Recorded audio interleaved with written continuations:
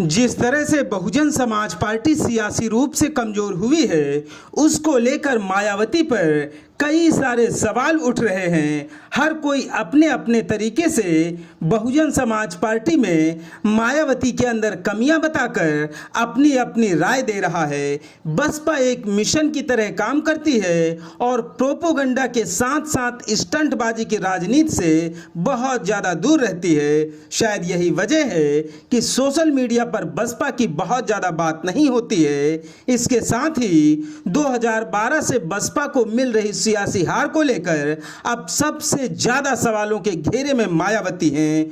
कुछ लोग कहते हैं कि बसपा सुप्रीमो को राजनीति करने का अपना अंदाज बदलना चाहिए, तो वहीं कुछ का कहना है कि बहन जी अब बाहर नहीं निकलती हैं और उन्होंने अपने आप को काफी हद तक दफ्तर में रणनीति बनाने तक सीमित कर लिया है। कुछ लोगों का मत है कि अगर आज भी बसपा सुप्रीमो सड़क पर उतर जाएं तो बसपा को सत्ता में आने से कोई रोक नहीं सकता है। फिलहाल जिन लोगों ने बसपा की 2007 से लेकर 2012 वाली सरकार को देखा है, वो सब यही कहते हैं कि मायावती जी अपनी जिस आक्रामक शैली के लिए जानी जाती थी वो आज के दौर में नहीं दिख रही है। फिलहाल आपको बता दें कि जिस तरह की चर्चा आज मायावती जी को लेकर हो रही है वो सिर्फ खुद को बंद कमरे तक सीमित रखती हैं, ऐसा नहीं है। बसपा ने जमीन पर संघर्ष किया है। खुद मायावती की बात की जाए तो उन्होंने समाज के मुद्दों को लेकर हमेशा अगली पंक्ति में खड़े होकर नेतृत्व किया है। बहन जी के जीवन से जुड़ा एक किस्सा आपको आज बता रहा हूं जो साल 1991 का है। दैनिक भास्कर ने बहन जी को लेकर कुछ साल पहले एक स्पेशल स्टोरी की थी जिसमें बहन जी के जेल जाने का जिक्र किया गया था। बसपा में बहन जी का शुरुआती समय काफी संघर्षमय था। अपनी योग्यता और क्षमता के दम पर ही उन्होंने बसपा में अपनी जगह बनाई। अपने संघर्ष के दम पर ही वो मान्यवर कांशीराम साहब की उत्तराधिकारी के रूप में स्थापित हुई। जिस दौर में लड़कियों का घर की दहलीज से बाहर पैर रखना परिवार के लिए चिंता का कारण हुआ करता था, उस दौर में बहन जी ने साहसिक फैसला लेकर खुद को मिशन के लिए समर्पित कर दिया।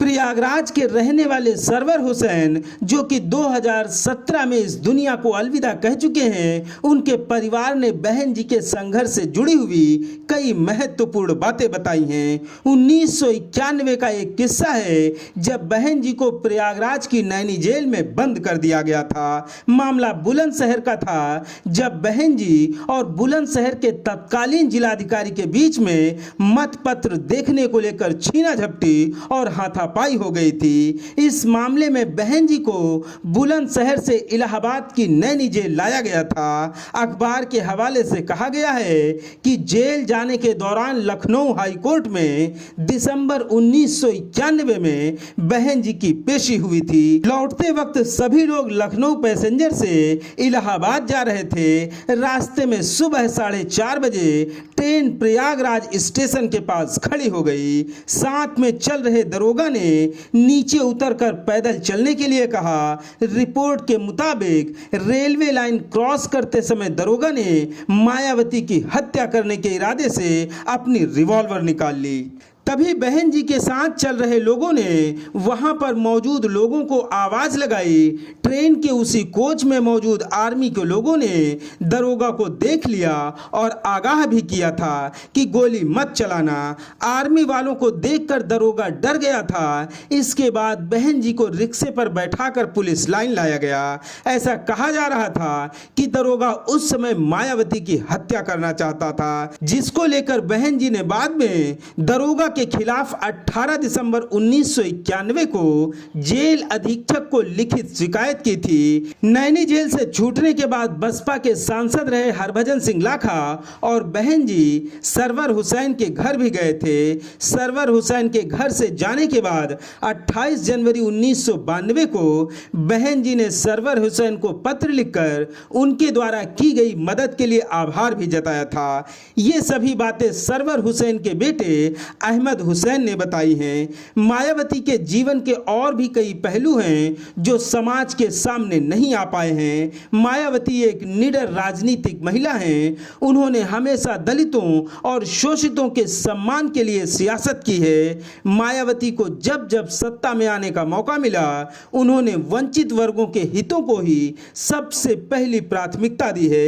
2007 से लेकर 2012 की सरकार में जिस तरह से उन्होंने उत्तर प्रदेश को बेहतर कानून व्यवस्था के साथ साथ शासन चलाकर दिखाया, उसको लेकर आज भी उत्तर प्रदेश के लोग बहन जी की तारीफ करते हैं। आज का दौर बदला हुआ है। राजनीति अब दिखावे और सोशल मीडिया पर सक्रियता पर केंद्रित हो गई है। मायावती हमेशा मुद्दों और स्टंट से हटकर सादगी वाली सियासत करती हैं। जनता के मुद्दों पर वो ट्वीट तो करती हैं, लेकिन अपने कार्यकर्ताओं को सड़क पर आंदोलित होने के लिए वो कभी भी समर्थन नहीं करती हैं, क्योंकि बसपा सुप्रीमो को लगता है कि वो जिन वर्गों की राजनीति करती हैं वो अभी भी काफी पिछड़ा हुआ है। आंदोलन, धरना प्रदर्शन और सड़क पर हंगामा करने वाली राजनीति को वो कभी भी हिमायती नहीं रही हैं।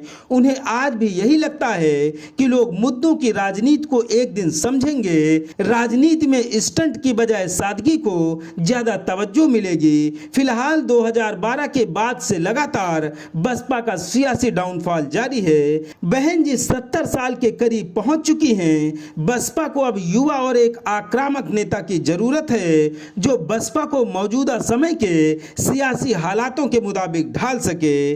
बसपा में जब आकाश आनंद की एंट्री हुई तो कुछ लोगों ने परिवार और कम उम्र को लेकर आलोचना शुरू कर दी, लेकिन आकाश आनंद पश्चिमी उत्तर प्रदेश से लेकर अवध और पूर्वांचल तक आते आते काफी परिपक्व हो चुके थे। हालांकि उनके कुछ बयानों के कारण भले ही उन्हें बसपा सुप्रीमो ने कार्रवाई करके घर बैठा दिया हो, लेकिन आकाश की वापसी को लेकर बसपा का युवा कार्यकर्ता आज भी सोशल मीडिया पर मुहिम चला रहा है। मान्यवर कांशीराम और बहन जी के संघर्ष के कारण बसपा ने उत्तर प्रदेश जैसे बड़े राज्य में 4 बार सत्ता हासिल की है, लेकिन अब जरूरत है बसपा को एक ऐसे आक्रामक नेता की जो बसपा को केंद्र की राजनीति में लेकर आए। आने वाले समय में बसपा इस देश का विकल्प हो सकती है। आपको ये स्टोरी कैसी लगी, इसको लेकर अपने कमेंट में जरूर सुझाव दें। आपसे अपील है कि आप एक भारत को शेयर और सब्सक्राइब जरूर करते रहें,